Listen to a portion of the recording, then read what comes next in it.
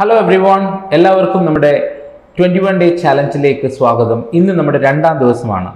ഇന്നലെ, അതായത് first day of our challenge, നമ്മൾ ഡിസൈഡ് ചെയ്തത് why do you want to become a civil service officer എന്നായിരുന്നു, അല്ലേ? എന്തുകൊണ്ട് നിങ്ങൾ ഒരു സിവിൽ സർവീസ് ഓഫീസർ ആകണം എന്നുള്ളതായിരുന്നു. ആ വൈ, ആ റീസൺ വളരെ സ്ട്രോങ് ആയിട്ട് നിങ്ങൾ മനസ്സിലാക്കുകയും അതിനുവേണ്ടി പഠിക്കുകയും ചിന്തിക്കുകയും ചെയ്യണം എന്നുള്ള കാര്യമാണ് നമ്മൾ പറഞ്ഞിരുന്നത്. ഇനിയും ഇന്നത്തെ ഒരു ചാലഞ്ച് എന്ന് പറഞ്ഞു കഴിഞ്ഞാൽ ഇറ്റ്സ് സംതിങ് ഡിഫറെൻറ്റ്. വേറൊന്നുമല്ല, think like a civil service officer. അതായത് ഒരു സിവിൽ സർവീസ് ഓഫീസറിനെ പോലെ തിങ്ക് ചെയ്യുക. ബേസിക്കലി നിങ്ങളുടെ ആറ്റിറ്റ്യൂഡിൽ ഒരു ഷിഫ്റ്റ് വരുത്തുക എന്നുള്ളതാണ് നമ്മൾ ഉദ്ദേശിക്കുന്നത്. നമ്മൾ വിചാരിക്കും സിവിൽ സർവീസ് എക്സാം ഒക്കെ എഴുതി ക്ലിയർ ചെയ്തതിന് ശേഷമായിരിക്കും നമ്മളൊരു സിവിൽ സർവീസ് ഓഫീസറിനെ പോലെ തിങ്ക് ചെയ്യേണ്ടത് എന്നായിരിക്കും. അങ്ങനെയല്ല.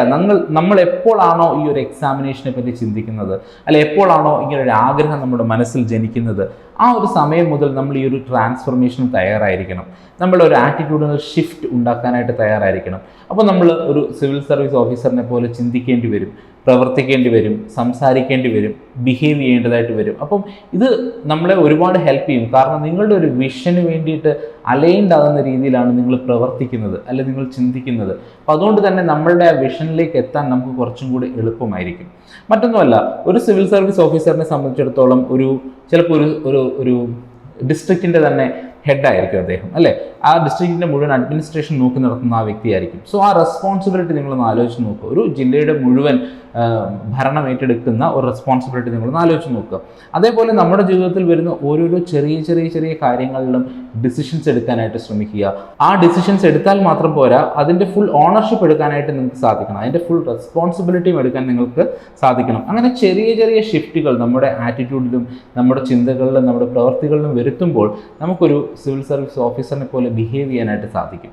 സോ ആ ഒരു ബിഹേവിയർ, അല്ലെ ആ ഒരു രീതി നമ്മളെ ഈ ഒരു എക്സാമിനേഷൻ ക്ലിയർ ചെയ്യാനും വളരെയധികം ഹെൽപ്ഫുൾ ആയിരിക്കും. സോ അതുകൊണ്ട് തന്നെ ഇന്നു മുതൽ നിങ്ങൾ ആ ഒരു ആറ്റിറ്റ്യൂഡിനൽ ഷിഫ്റ്റ് നിങ്ങളിലേക്ക് വരുത്താനായിട്ട് ശ്രമിക്കുക. ഇനി ഇതിനെപ്പറ്റി കൂടുതൽ അറിയണമെന്നുണ്ടെങ്കിൽ, എന്തുകൊണ്ട് ഞാൻ ഈ ഒരു ഷിഫ്റ്റ് വരുത്തണം എന്നുള്ള കാര്യം നിങ്ങൾ അറിയണമെന്നുണ്ടെങ്കിൽ, ഒരു ലിങ്ക് നമ്മൾ താഴെ കൊടുത്തിട്ടുണ്ട്. ആ ലിങ്കിൽ ക്ലിക്ക് ചെയ്താൽ നിങ്ങൾക്കത് വായിക്കാനായിട്ട് സാധിക്കും. സോ ഒരു 1 പേജ് റൈറ്റപ്പ് ആണ്.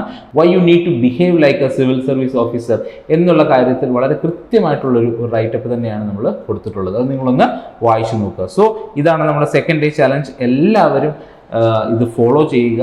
നമ്മൾ ഈ ചാലഞ്ചസ് എല്ലാം തന്നെ നമ്മളെ ഒരു സിവിൽ സർവീസ് പ്രിപ്പറേഷൻ്റെ ആ ഒരു പ്രോസസ്സിൽ വളരെയധികം ഹെൽപ്പ് ചെയ്യുന്ന രീതിയിലുള്ള ചാലഞ്ചസാണ് നമ്മൾ സെറ്റ് ചെയ്തിട്ടുള്ളത്. അതുകൊണ്ട് തന്നെ വളരെ കൃത്യമായിട്ട് തന്നെ ഇതിനെ മനസ്സിലാക്കുക, ഇതിൻ്റെ ഇമ്പോർട്ടൻസ് നിങ്ങൾ മനസ്സിലാക്കുക.